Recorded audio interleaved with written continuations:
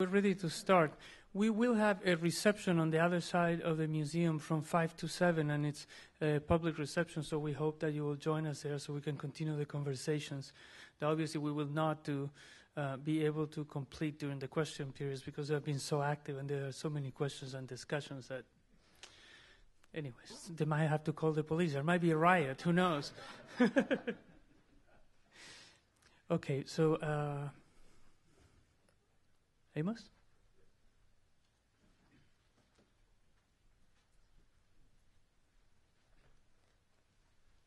Okay, good afternoon. It's been a great conference so far. We had a great session this morning. Those who were there will probably confirm that.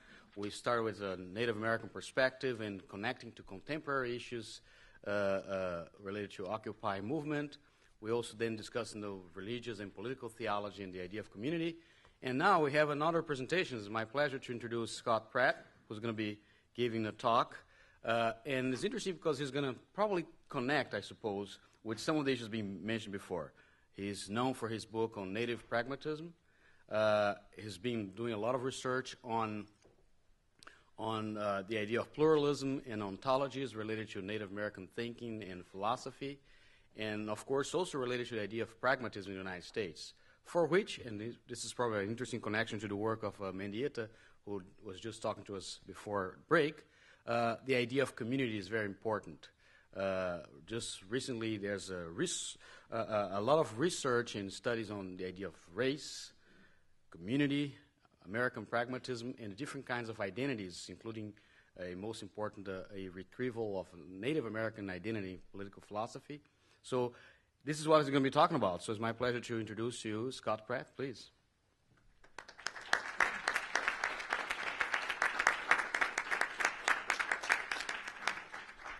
Thank you, Amos. And thanks to the organizer and all of the rest of you who've come and joined us here at the University of Oregon to have this sort of historically memorable moment of conversation about ethics in the Americas. My paper is part of a larger project, and if you wanted a kind of overview of it, it's a kind of diagnostic paper. Its focus is a kind of historical examination of the issues surrounding American Indian genocide in the 19th century and the ways in which it became part of American culture and philosophy in the 20th century. Where other papers today have focused on contributions of thinkers outside the dominant culture, I'll focus on a re-examination of U.S. culture in particular to establish as central to that culture the practices and concepts of American Indian genocide. Oftentimes, the history of American Indians in North America is taken as a kind of moment in the past, for which nothing else needs to be said. Part of the point of this paper will be to show that it's in fact quite central to how the dominant culture has come to think of itself and others in the 20th century. So, American philosophy, not American Indian philosophy, is often described as a variety of philosophies that begin and end in experience. Those of you who read The Pragmatists, for example, have no doubt experienced their notion of experience again and again, because the notion of philosophy is that it comes out of experience and is a way of problem solving. From this perspective, philosophy is a kind of inquiry that begins in the context of an indeterminate situation. And as John Dewey proposed, a first-rate test of the value of any philosophy is to ask, does it end in conclusions which, when they are referred back to ordinary life experiences and their predicaments, render them more fruitful, significant, more luminous to us, and make our dealing with them more fruitful? In discussions of the history of American philosophy, and there are quite a few of these, including those by John McDermott, John E. Smith, and even Dewey himself, the settler experience became a central element to understanding the development of American philosophy. But this focus has promoted a significant blindness to the wider experience of North American colonization that included, of course, indigenous Americans.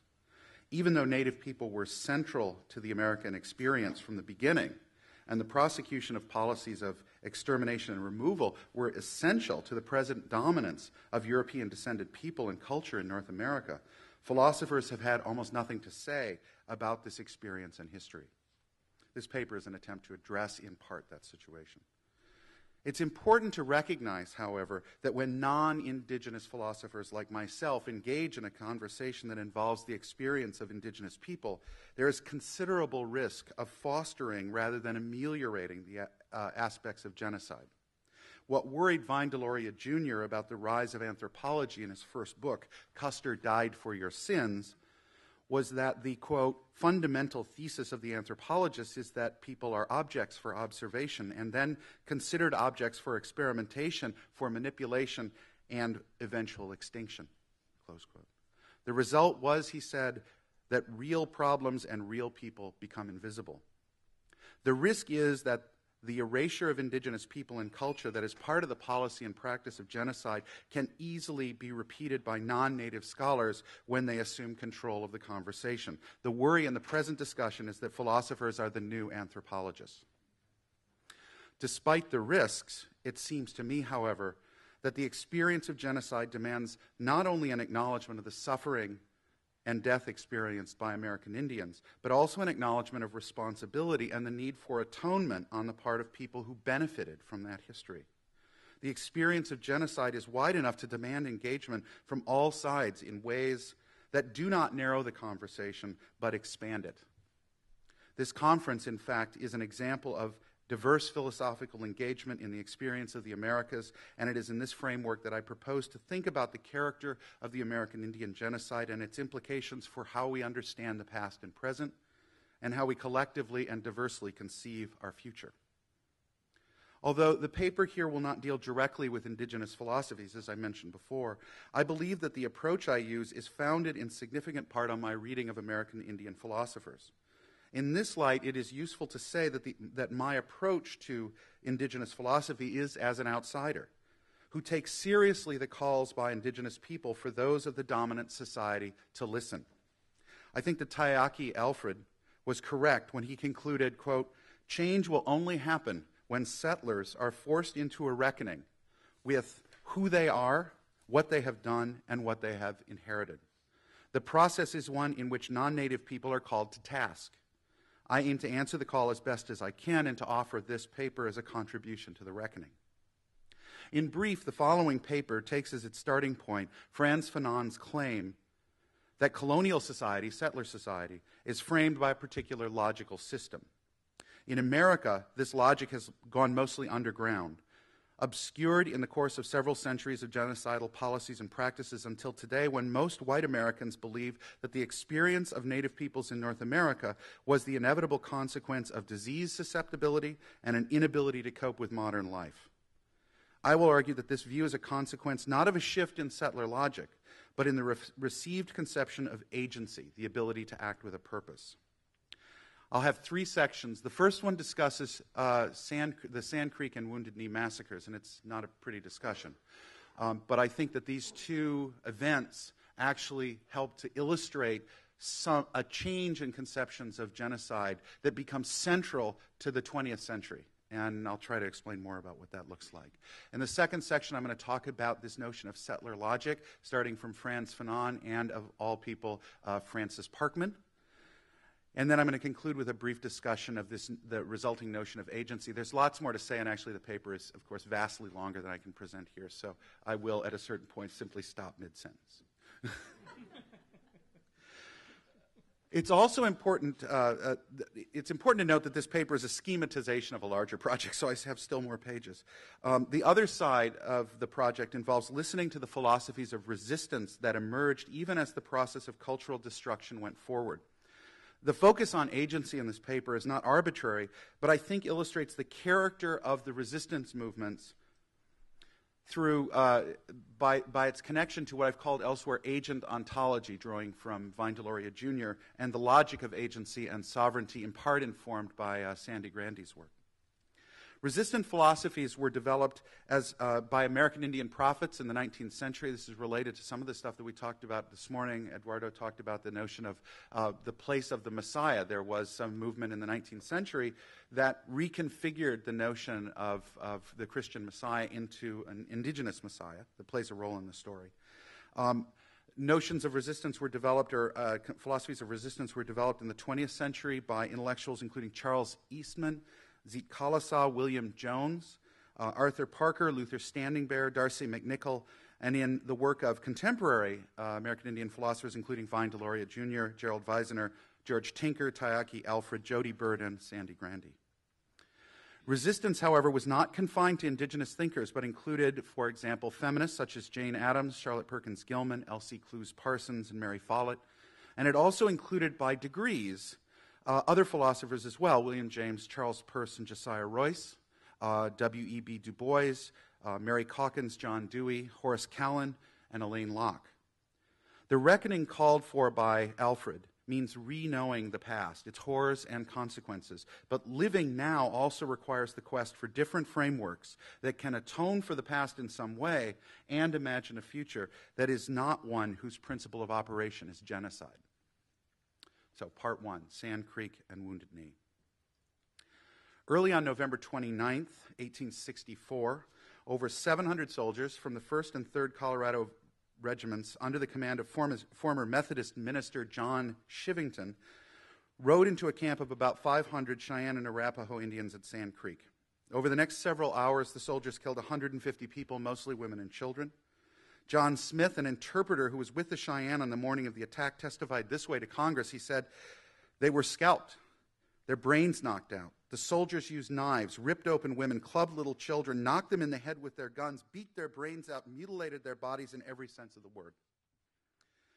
The attack came after months of calls to take up arms against the Indians, like the one by William N. Byers in the Rocky Mountain News, that concluded, quote, "Self-preservation demands decisive action, and the only way to secure it is to fight them in their own way. A few months of active extermination against the Red Devils will bring quiet, and nothing else will." In August, Governor John Evans appealed to the white settlers of the state to volunteer for the militia to fight. Quote, "No patriot in time of danger like the present should hold back from acting in concert with his fellow citizens according to law for the common defense." The next day he declared war. Quote, "I issue this my proclamation, authorizing all citizens of Colorado, either individually or in such parties as they may organize, to go in pursuit of all hostile Indians on the plains, scrupulously avoiding those who have responded to my call to rendezvous at the points indicated, also to kill and destroy as enemies of the country wherever they may be found all such hostile Indians." Despite an effort by Evans to declare war only against hostile Indians, Shivington, the commander of the military district of Colorado, rejected the distinction. The danger to the settlers was not hostile Indians, but every Indian. His orders to Captain Nichols on October 14th were clear, quote, "Be vigilant. Kill all the Indians you come across," close quote. In September, leaders of the Cheyenne met with Governor Evans in response to his demand that friendly Indians come to one of the Colorado military forts for, as he said, safety and protection. Chiefs Black Kettle and White Antelope denied accusations that they had been involved in attacks on settlers during the summer and asked for supplies and a safe place to camp. They were directed by Shivington to camp near Fort Lyon, and it was there at the bend in Sand Creek that Shivington attempted, in what D. Brown called a well-planned massacre, to carry out the policy of extermination. As the soldiers, many of them drunk, rode into the camp, Black Kettle remained confident that he had convinced the settlers that his band was no threat and flew an American flag and a flag of truce over his lodge. As people awoke to the attack, many fled to join Black Kettle under the flag so that the soldiers would recognize them as friendly. The soldiers did not. The distinction between friendly and hostile was irrelevant. Responding to Lieutenant Kramer, who claimed that attacking the camp would violate the governor's pledge of safety for Black Kettle's band, Shivington was unequivocal. Quote, "Damn any man who sympathizes with Indians. I have come to kill Indians, and I believe it is right and honorable to use any means under God's heaven." Shivington and the attack itself conformed to the broader logic presented by Byers, who described the conflict with the Indians as, quote, "war of civilization against barbarism, in which the Indian is the natural enemy to advancement, civilization, and enlightenment."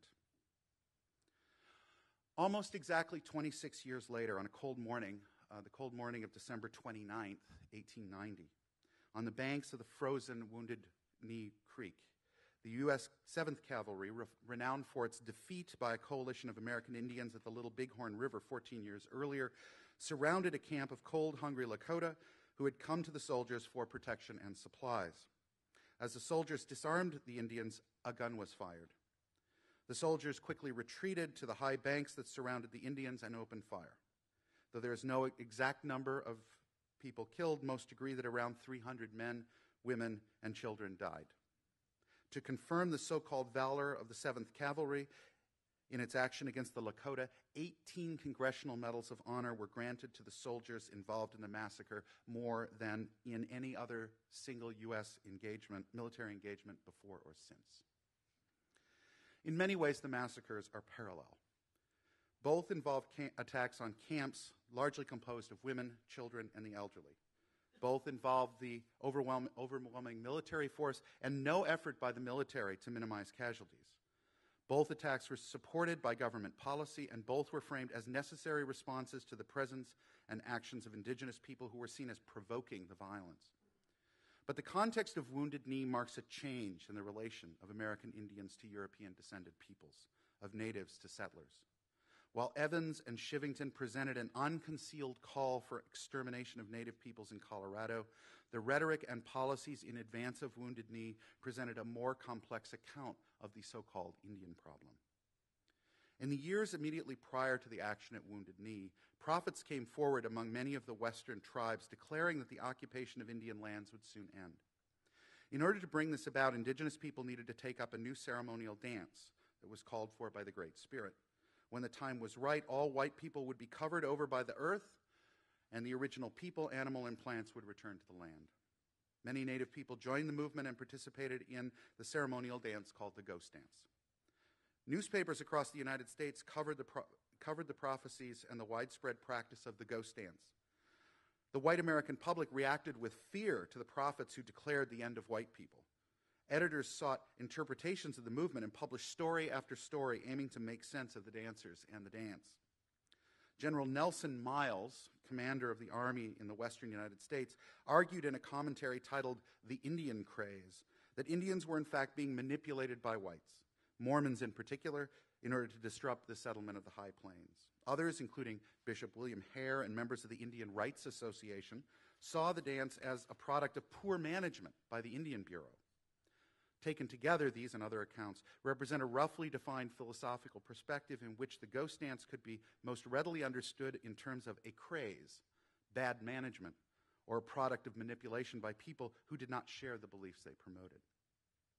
A more elaborate, though not radically different, philosophical perspective can be found among the scholars in the emerging field of anthropology who met together in the second annual meeting of the American Folklore Society in November 1890.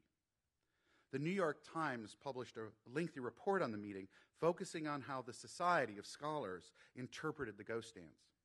Alice C. Fletcher, an ethnographer who had recently returned from the Nez Perce Agency in Idaho, was asked to report on the ghost dance and its origins. She identified many ways in which the ghost dance was continuous with long-standing Plains Indians' beliefs and practices, and so rejected the idea that non-natives invented the ghost dance. At the same time, the centrality of the Messiah in the prophecies and the hope for renewal proved that the movement was best seen as a reflex response to the oppressive circumstances brought by white settlement of the West. Fletcher concludes, quote, "In a rudely dramatic but pathetic manner, this Messiah craze presents a picture of folk suffering and their appeal for the preservation of the race to the God of their oppressors," close quote. Franz Boas, of course, who at this point was not known by many people, but soon would be, immigrated to the U.S. in 1886 and was working as an ethnographer in Massachusetts, was asked to reply to Fletcher's remarks. "These crazes have occurred before," he said. "There was a widespread craze among the natives of the west of Greenland at the opening of the present century. I don't attribute these crazes to any great extent to politics. They are a disease." Other participants in the conference concurred with Boas's diagnosis. The prophecies and practices of the ghost dance should be understood as a pathological response to oppressive circumstances, whose character was the result of the particular character of both the indigenous and oppressor cultures. In short, properly understood, the ghost dance was reduced from a prophecy about the world of the Plains Indians and the transformative practices in it to symptoms of, as Boaz said, a nervous disease. While Sand Creek had explicitly aimed at extermination, Wounded Knee emerged from a rather changed context.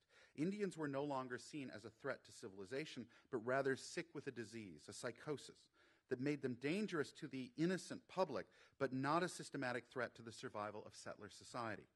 American Indians were no longer the antithesis of white Americans, but rather as part of the same kind who suffered from certain deficits or illness that blocked their participation in the burgeoning industrial society around them.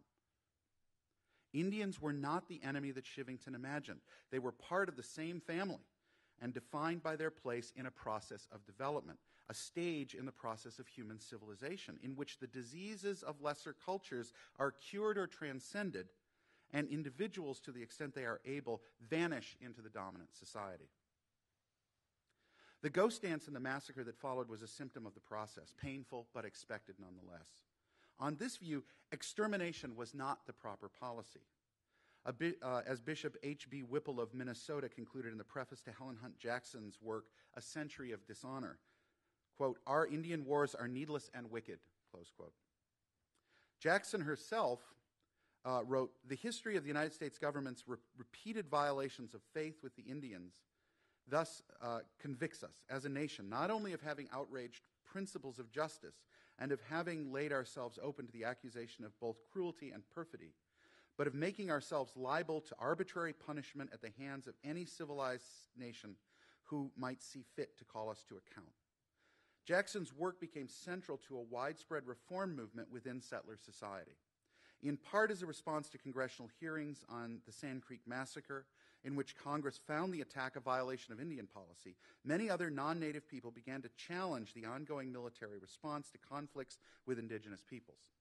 Following the forced removal of the Ponca tribe from its treaty lands on the Missouri River in 1877, Jackson and many other Boston intellectuals took up the cause of treaty rights and the treatment of native people.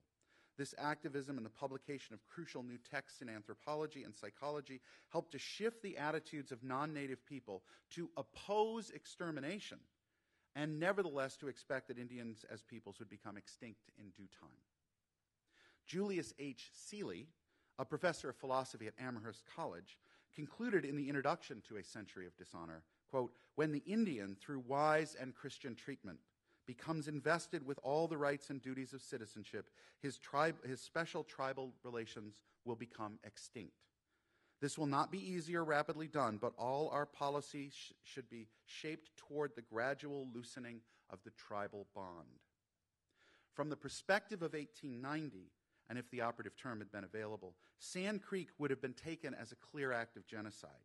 That is, an act committed with the intent to destroy in whole or in part a national, ethnic, racial, or religious group. In the changed context after the Civil War, Wounded Knee was taken as something different. It was not seen as a case of genocide, as a case of extermination, but rather the consequence of a natural process of disease and cultural extinction. This new model is widely accepted even now. The destruction of indigenous American cultures and people was not, people hold, an intentional act, but was not the act of an agent or agents, but was rather a natural and expected consequence of human development. In effect, by the time of the Wounded Knee Massacre, something had changed in the conception of Native people from the perspective of white society that helped to convert an acknowledged history of active extermination prior to the Civil War into a history of human progress for which no one was responsible. As Seeley grudgingly summarized, it will now be admitted on every hand that the only solution to the Indian problem involves the entire change of these people from a savage to a civilized life. They are not likely to be exterminated. One might conclude that this shift was simply a correction, replacing an outdated story of divine intervention with a true story of germs and human evolution. Closer examination, I think, shows that it was not an innocent revision. It was the ongoing operation of a single system of logic that ordered the attitudes, policies, and actions of settlers in their interactions with the indigenous peoples of North America. What changed after the Civil War was to mask the ongoing destruction of indigenous peoples. What changed was the conception of agency, with which indigenous people as well as white people were understood. This new notion reconceived human agency in a way that narrowed what constituted organizing purposes, even as it narrowed the scope of who and what could be considered an agent.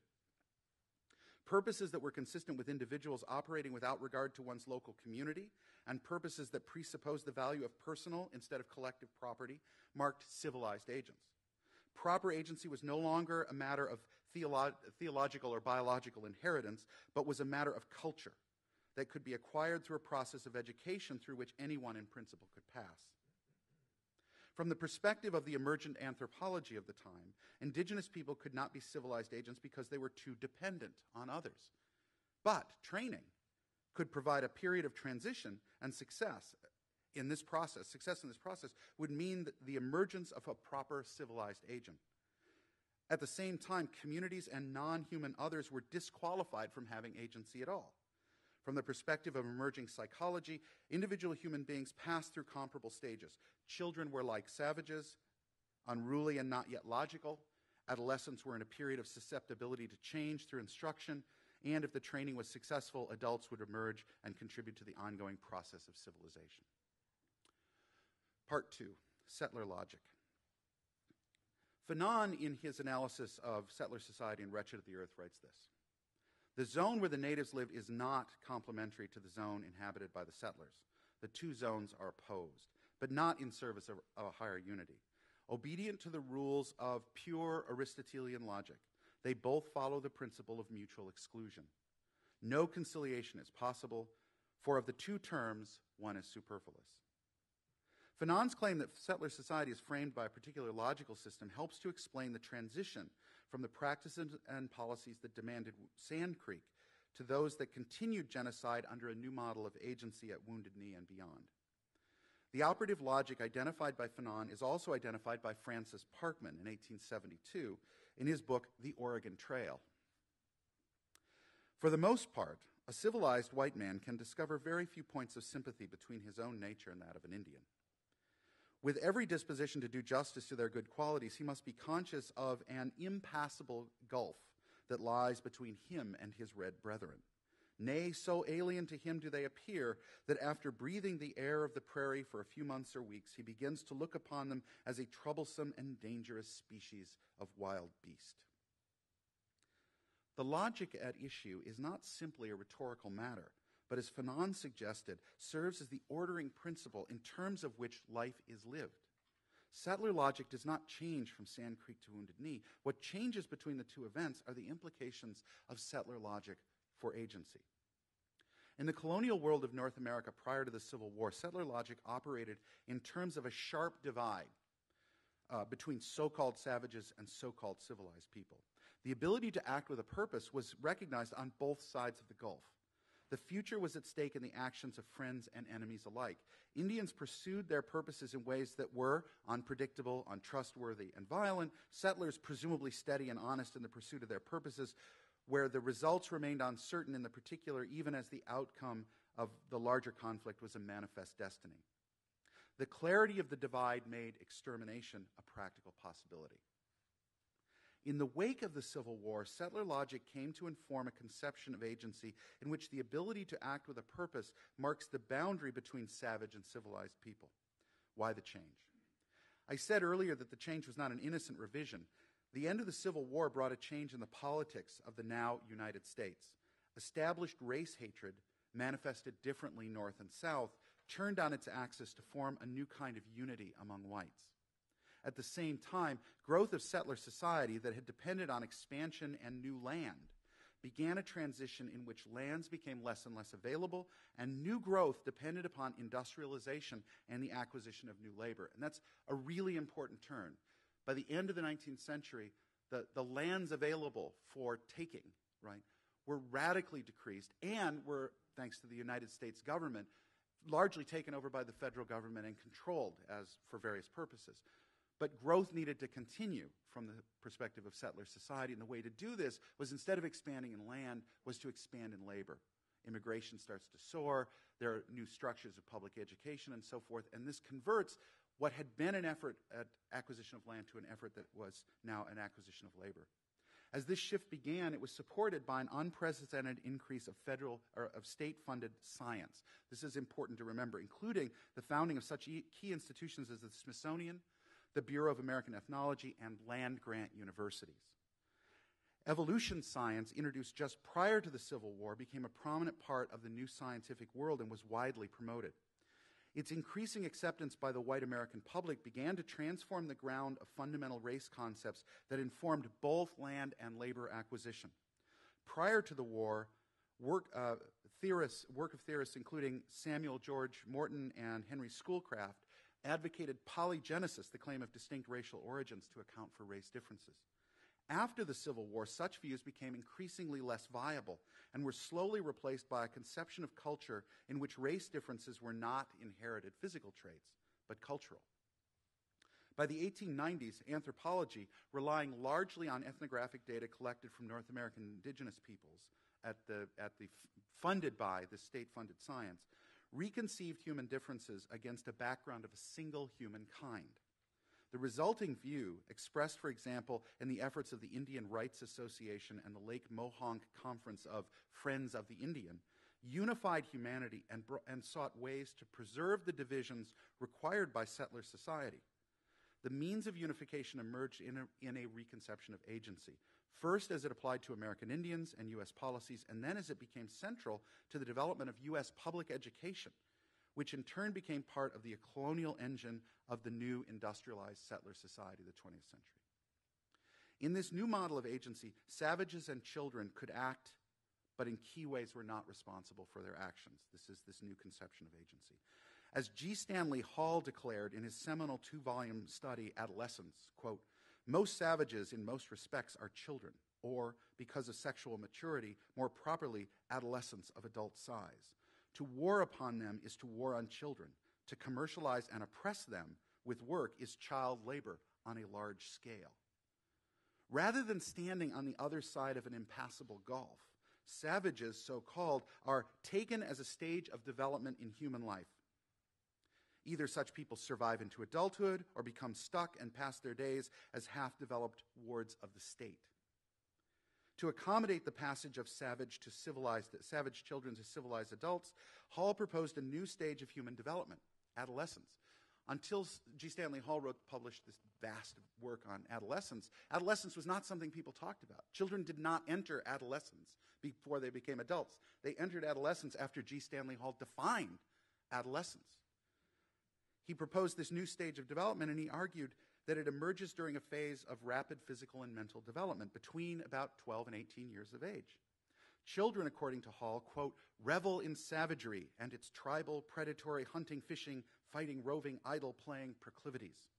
With the beginning of puberty, children reach a point where physical changes related to rapid growth, along with emergent sexuality and, most importantly, a growing sense of independence, all lead to rapid transformation. Adolescence," says Hall, "is a new birth, for the higher and more completely human traits are now born." Adolescence is a new birth. The process culminates, when successful, in the development of an independent, rational adult whose talents provide wealth, art, and opportunity for oneself and humanity as a whole. The resulting conception of children became so pervasive that it gave rise to strategies for addressing juvenile delinquency, for example, and, probably more importantly, the movement that involved the creation of the YMCA, the Boy Scouts, the Girl Scouts, the Woodcraft Indians, and the Campfire Girls. Right? All of these organizations were explicitly developed as along the lines of G. Stanley Hall's conception of human development. These groups adopted Hall's conception of human development and its idea of agency as a developmental process and provided opportunities for children to be Indians, to play, experience nature, and be part of group life. As the children progressed through different activities and skills and received their badges, they would progress into and through adolescence. Now, one might observe that this connection between savages and children was well established by Hall's time, and so could conclude that the connection does not, in fact, mark a shift in the conception of agency. After all, Kant and other European philosophers had made the connection in the 18th century. I would argue that in light of the work of people like Hall, James Mark Baldwin, and later Margaret Mead, among others, This earlier connection between native people and children, in fact, set the stage for the reconception of agency and the ethnographic research of the 19th century provided new ways to understand the meaning of childhood and adulthood in terms of settler society's understanding of indigenous people. As Hall notes at the beginning of Adolescence, quote, "The child and the race are the keys to each other," unquote. In developing the implications of his conception of development, Hall makes it clear that the relation between so-called primitive people and children is not simply one of applying the metaphor of childlike behaviors and limitations to indigenous people, but rather of understanding childhood and youth in terms of what anthropology learned about indigenous people. So the relationship flips from thinking of native people as children to thinking of children as native people, right? That switch, so that you could explain child behavior in terms of anthropology or ethnography. For example, Hall writes, quote, "Provision of time and space for barbarisms or idiotic nonsense without adult restraint helps youth to pass naturally through this larval stage of candidacy to humanity. And it is only," he says, "in coordinating childhood and youth with the development of the race that we can hope to find true norms and also to establish criteria by which to diagnose and measure arrest and retardation in the individual and the race." Right? So ethnographic literature is going to provide us the resources to understand what it means to not develop. The apparent shift in the notion of agency, however, did not mark a change in settler logic. To make a technical but crucial point, the exclusive patterns of settler society did not go away. They remained as part of the same formal system that supports the inclusion of whatever categories one encounters.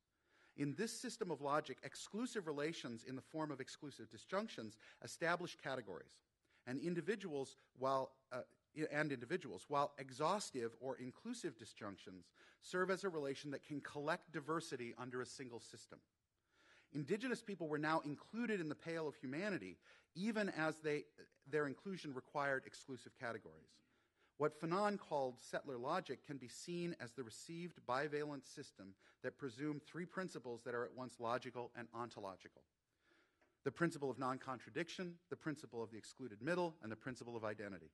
As ontological principles, they frame the character of objects about which truth claims can be made. Exclusive relations mark discrete categories. Inclusive relations, on the other hand, as logical principles, they establish the system of relations that are truth-preserving, but you already knew that. Exclusive relations mark discrete categories. Inclusive relations, on the other hand, mark the relations between these already established categories. Natives and settlers are still mutually exclusive categories, but they are nevertheless related to each other as human beings. Now, settler logic supports two different models of agency. In the first, conflict and difference are foremost. Extermination is a forthright attempt to eliminate differences by eliminating the beings that are different. Savagery and civilization are ontological categories, and the logic that defines their relation conforms to the principles that define kinds. The second model of agency takes a Kantian turn. Savage and civilized human beings do not differ in kind, they differ in rationality. On this view, savages lack the ability to operate in light of the logical principles necessary to understand the relations among the things they encounter. Progress is acquiring the ability to reason in accordance with the principles of logic. The reconstruction of agency is perhaps best seen in understanding what is feared. The fears of society in which agency is conceived exclusively is the fear of crossing, of unnaturally violating the boundaries of established categories. At the same time, the fear of a society in which agency is conceived as a process of inclusion is the fear of things escaping, of living beyond established categories and beyond access to settler society. Genocide under the first model aims to prevent crossing. Genocide under the second model aims to prevent encountering boundaries that cannot be eliminated. Both are grounded in the logic of impassable gulfs. The transition from the first to the second marks a shift in the dominant conception of agency. Crossing implies the possibility of unpredictable destructive action. Inclusion implies a uniformity of agency where unpredictability is an aberration or a developmental stage. To repeat, both of these models of agency are framed by the same settler logic, and it is this logic that is compatible with the policies and practices of genocide. So the last section is fairly short, and it's an attempt to sort of expand on this notion of agency. If conceptions of agency in the dominant American culture shifted this way, then the transition from a policy of extermination to a simple recognition of extinction does not mark an end to the practices of genocide, but a continuation of those practices. Even as settler logic served to establish the gulf that justified extermination, that logic taken up in the new conception of agency still provided resources for the elimination of indigenous cultures. The implications of this new conception of agency did not end with Indian policy, however. The new conception of agency was taken up into social science and philosophy to underlie the very methods with which settler society understood itself. So, what then is this new conception of agency, or rather, again, what is this new conception of agency? As I mentioned earlier, what I'm calling agency in settler society is not a specific way of acting with a purpose, but an ability that develops from a primitive mode of action to a civilized one. Indigenous people, as conceived by these theorists of human development, act, but do so in a way that lacks order and restraint. Education provides a means to transform this mode into proper agency. James Mark Baldwin, who is a philosopher and experimental psychologist, provides an account of the development of this new form of agency. And it's worth mentioning that the two people I've talked about, G. Stanley Hall was one of John Dewey's teachers, right? I mean, he was a major intellectual figure offering up this notion of adolescence. James Mark Baldwin was equally influential. He published a dictionary of psychology and philosophy. He published massive psychology textbooks that were standard fare at the beginning of the 20th century. So these are critical intellectual figures who are reconfiguring this stuff in the ways that I'm suggesting. So what did he say? Baldwin argued that human agents begin as dependent beings with a limited sense of self and a consequent lack of self-control. He writes this: in the pre-logical stages of knowledge, the activity of interpretation shows the lack of logical coherence and organization. The self of clear consciousness being undeveloped, there is a blending of the individual's personal interests and actions with those of the social group. The self of family, clan, tribe, representing a solidarity of interests within the circle, forbids the assertion of individual desire, will, or caprice. All is ruled in the interests of the group. Right? So as a child, you find your purposes in the group. This has to be overcome so that one can find their own purposes. Pre-logical agents then act in accordance with purposes that are determined by the groups upon which they depend. Such agency is not aimless wandering or random determined action, but action directed by a set of principles that represent an early stage of development. While, quote, judgment together with its rules of consistency, contradiction, sufficient reason, and so forth, unquote, govern logical modes of action, Baldwin continues, in the pre-logical modes, these rules and restraints are not present. The motives of suggestion, imitation, emotional contagion, personal imagination, social impulsion, religious fear work out their proper result. He concludes by connecting children and savages, but in this case by likening the child to the savage. Quote, illogical and unlogical things pass muster. The child, like the savage, accepts the wildest tales of fancy, the most impossible violations of time, place, and cause, without flinching in his acceptance or revolting in his emulation. It is important to note that the character of pre-logical agency is not simply a matter of violating the rules of first-order logic. It is also a result of accepting a particular ontology, one that includes, as Baldwin says, quote, the wildest tales about the experienced world. He associates his point in particular with the work of Lucien Lévé-Bruhl, a French philosopher, some of you I'm sure know, whose anthropological work included How Natives Think, 1910, Primitive Mentality, 1922, Primitives and the Supernatural, 1930, became central to the debates in the 20th century about the nature of the so-called savage mind. Right? So Lévi-Strauss's response is in large part to Lévé-Bruhl's conception. Right? Lévé-Bruhl argued that primitive people were not anti-logical or illogical, but rather pre-logical, in the sense that primitive ways of thinking and acting, quote, do not bind themselves down as our thought does to avoiding contradiction, close quote. On this account, primitive thinking, he says, obeys the law of participation, the law of participation. Baldwin, who was reading Lévé-Bruhl, summarized the law of participation in the preface to the third volume of Baldwin's book, Thought and Things. Quote, the primitive man accepts different things as being one and the same, different things as being one and the same, as occupying the same place at the same time, and especially fails to discriminate between the self and objective things. Things participate in a common mystical meaning and in one another and in the self. In effect, what Baldwin and Levi-Bruhl take to be the ontological commitments of so-called primitive people and children are such that they violate the ontological versions of the principles of settler logic. Baldwin summarizes the view, quote, "Primitive peoples do not seem to be troubled by the demand that we make on our experience that it be consistent. They do not feel the need of rejecting a thing because they have accepted its opposite. Their canon of acceptability is something quite different, emotional and impulsive satisfaction, the fulfillment of social interest. This really arises from the state of absence of a classification which requires mutual exclusion and exhaustion. To become logical on this account is to modify both a particular ontology and a set of logical principles, replacing the principle of participation with the principles of standard first-order logic. The development of proper agency then depends on a process of cognitive limitation, says Baldwin, where communal principles dependent upon one's community or tribe are replaced by principles that are universal and necessary. Through this process of limitation, quote, the logical principles of contradiction and excluded middle emerge and the system of logical implication is developed, close quote. Achieving proper or civilized agency replaces the communal and local with the individual and the universal, and the newly constituted agent will then become a civilized moral agent and as well become an active participant in the wider moral and political world. Now, these three aspects of becoming proper agents, logical training, individualism, and participation in a system of universal law, map directly on to four elements of the new practices of genocide that emerged in the post-Civil War America. These include Indian education through boarding schools, fostering individualism through the Allotment Act, in which reservations were divided up among its members, United States citizenship, and finally termination. And there's a long discussion to be had here, which I have, but I'm not going to read, right? These principles, these organizational principles for agency then become the ground for genocidal policies of boarding school, allotment, citizenship, and termination, right, in the 1950s.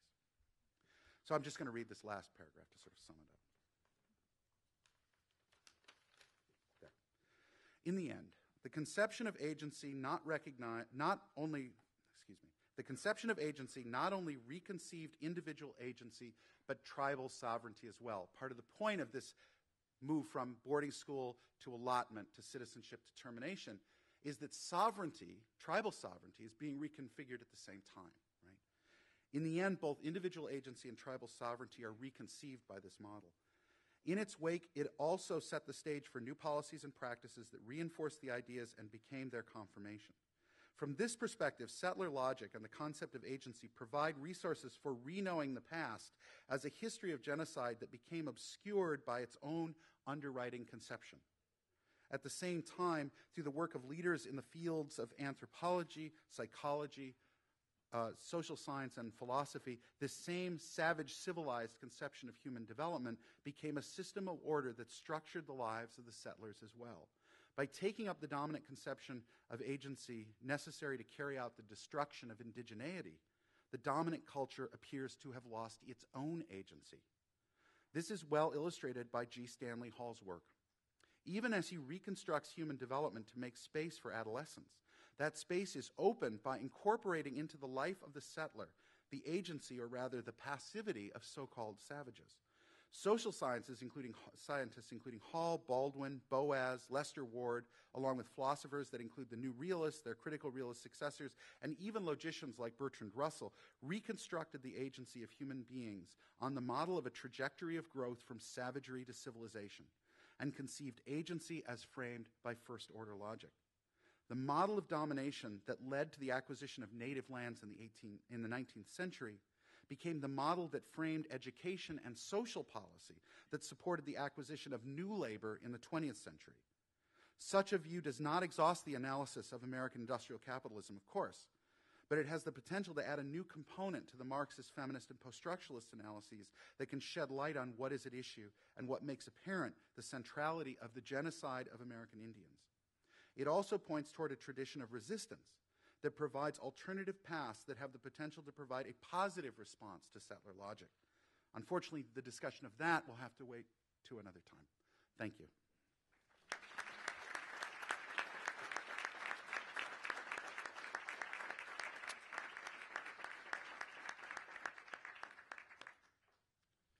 So we have time for a few questions. Enrique?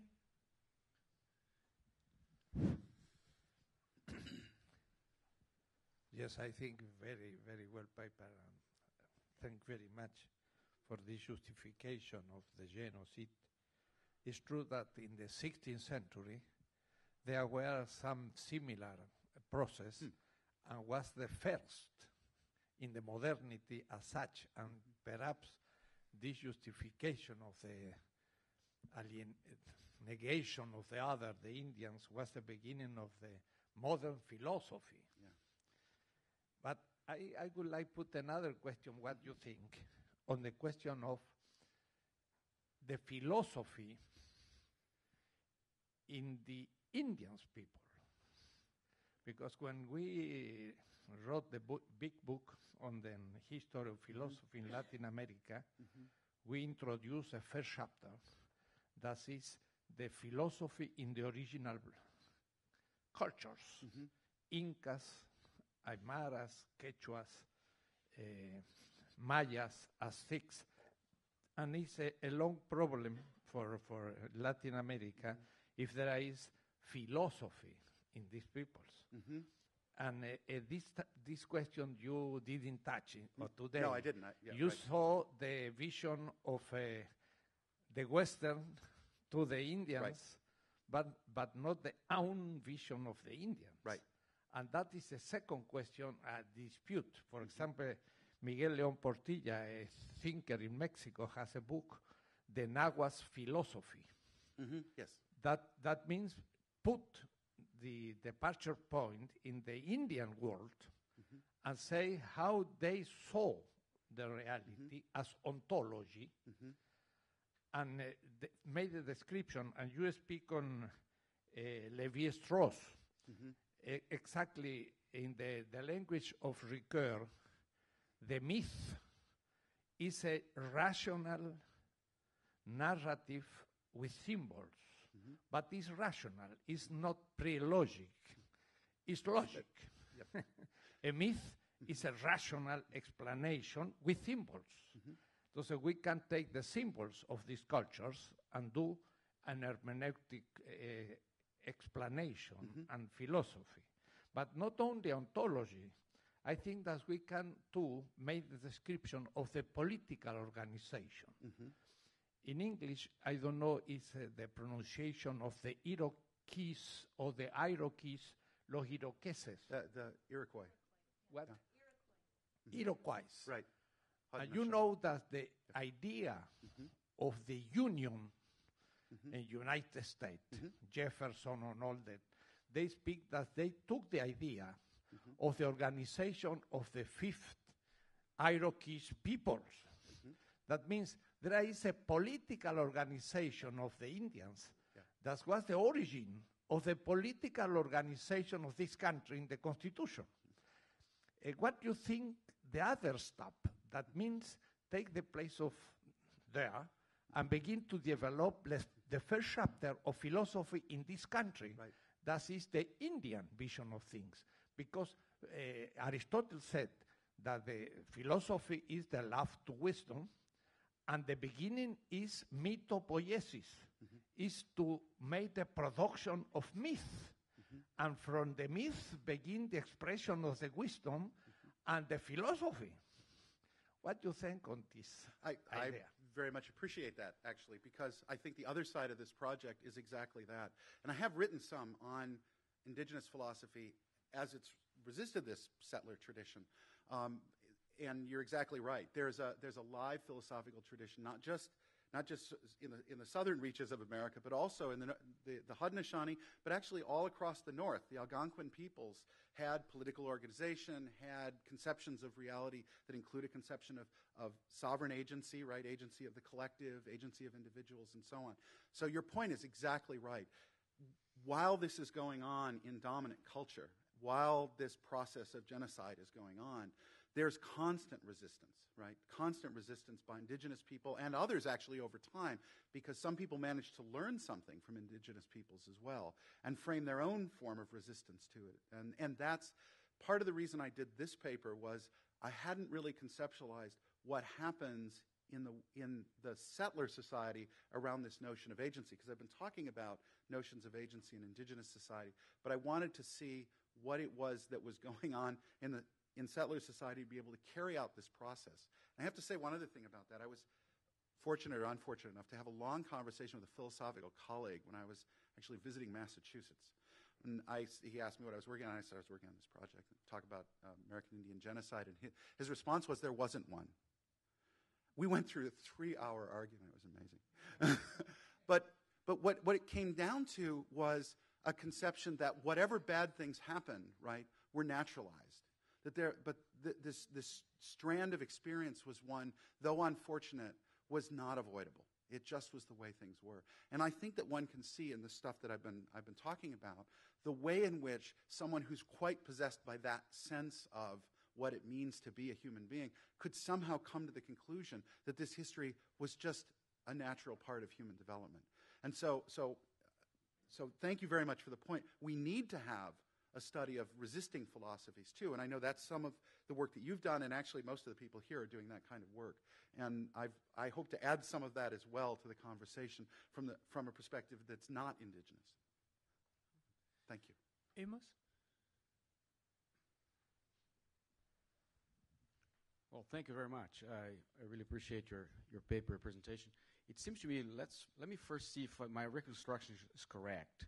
So first we start with this reconstruction of an empirical fact, which is real, which is history, which hurts, which is great. And then from there I start moving in two directions in my view. One is that you see the evolution within the settler society, within the logic of that society, of the discourse that adapts and learns and changes also the conception of genocide as it moves forward. On the other hand, you're trying to show different layers, and you get from that historical fact to issues of genocide as a political issue. Finally, you get to the agency. But I found a very interesting point in which you kind of say, well, behind that agency, there's a whole logical element, logical, ontological, and you're very successful in revealing it to us. Very interesting. My question is, in other philosophical discussions, we have this tension about, or conversation about the concept of genocide. And some folks say, well, sometimes we have genocide and sometimes we have ethnic cleansing, which is not the same thing. Right. It's as if they're requiring that for genocide you legally speaking, this is true. In genocide, you need to have dead people, right? Or need to be the active agent killing. And that's another funny thing or strange or ironic thing about this concept. Well, if you kill 50 or 60, doesn't count, but it has to be in the thousands, right? Yeah. Anyway, despite of that issue, there is an interesting point, I think, philosophical point about the difference between genocide and ethnic cleansing. So I wonder first, what's your position on that? Because, last point, because if we go back all the way to your conception of the logic underlying agency, it seems to me that you're telling us, you know what, in the end I'm showing that you don't need to kill anybody anymore.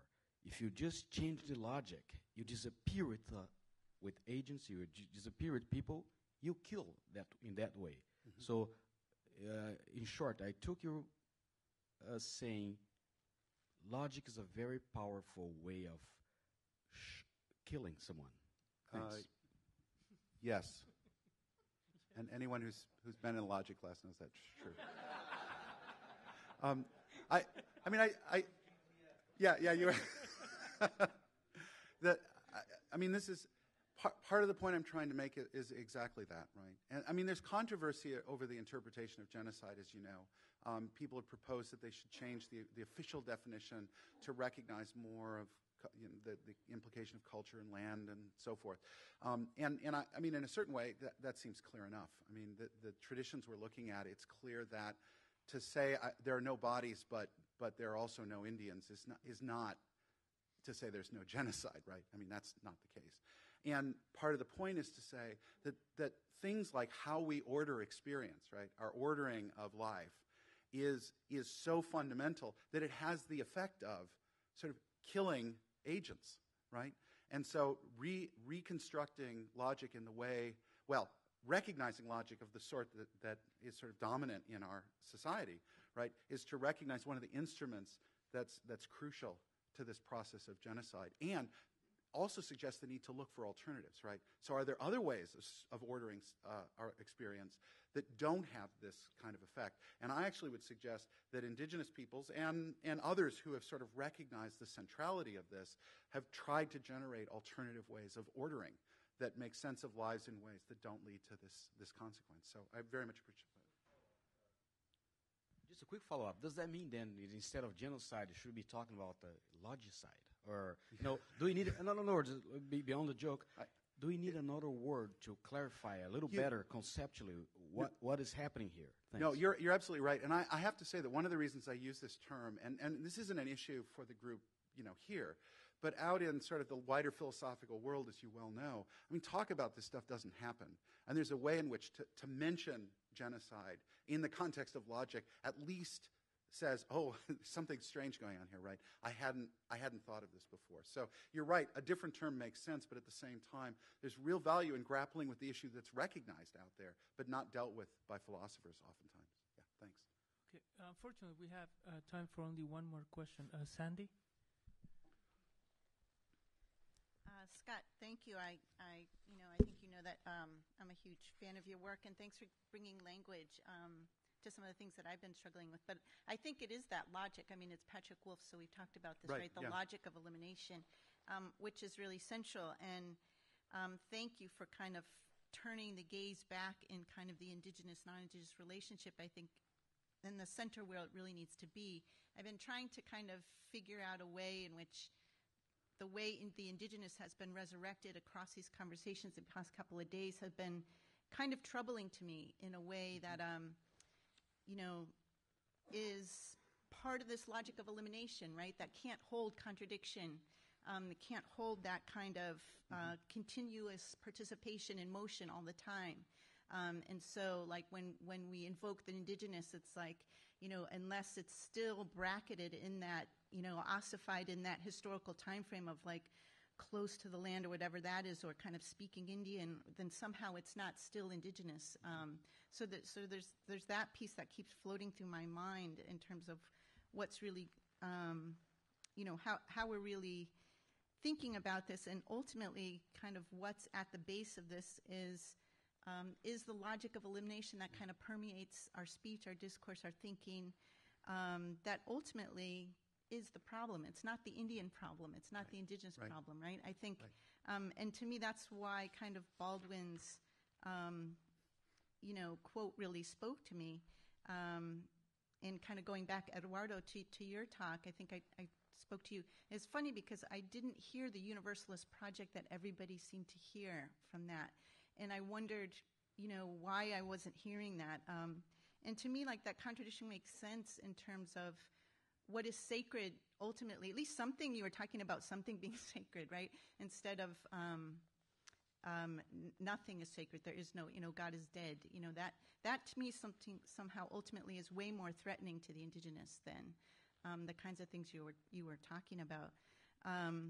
And then also that, indigenous peoples have been practicing their traditions at the same time, following Christian tradition for hundreds of years, for whom being Catholic or being something has been part of their communities for hundreds of years, and somehow it makes sense within, if you're operating in a logic where you can hold contradiction in place all the time. It isn't this universalist framework. Is it this or is it that, or do we call it this or do we call it that, which is a little bit dizzying to me. So I just wanted to note, kind of as an outsider to the whole philosophical thing, there's been a certain anxiety I felt in these past 2 days, that, I'm just going to read Baldwin's quote again and leave it at that, where he says, "Force does not work the way its advocates seem to think it does. It does not, for example, reveal to the victim the strength of his adversary. On the contrary, it reveals the weakness, even the panic of his adversary. And this revelation invests the victim with patience. And I could say a whole lot about that patience, but I won't right now. Thank you. I appreciate your comments. They seem exactly right. And what I hope that comes out of this, right, is the ability to re-engage these questions of indigeneity in a way that doesn't get down to simple binaries, which has been, I mean, that's the history of the problem, right?